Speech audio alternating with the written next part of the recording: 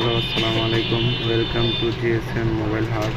তো আজ আমরা দেখাবো হচ্ছে সিম্ফনি i85 মডেলের এফআরপি বাইপাস এবং রিমুভ। আমরা এখানে সিলেক্ট করে নেব হচ্ছে C9863X।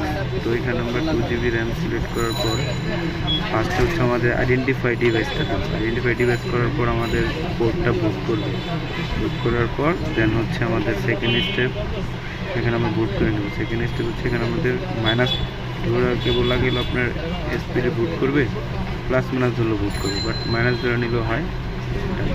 এখানে আমাদের মাইনাস ধরে আমরা কেবলটা কানেক্ট করে দেবো। তো আইডেন্টিফাই করার পর মাস্ট বি আইডেন্টিফাইটা করে নেবেন, তাহলে বেটার বুটটা করবে আর কি।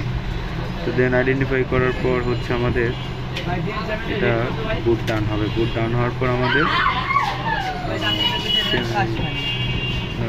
সিলেক্ট করে 98 63 সিলেক্ট করে 2GB র্যামের RS সিলেক্ট করার পর দেন আমরা এফআরপি সিলেক্ট করে স্টার্ট দিয়ে দেবো। দেন এফআরপি ডান।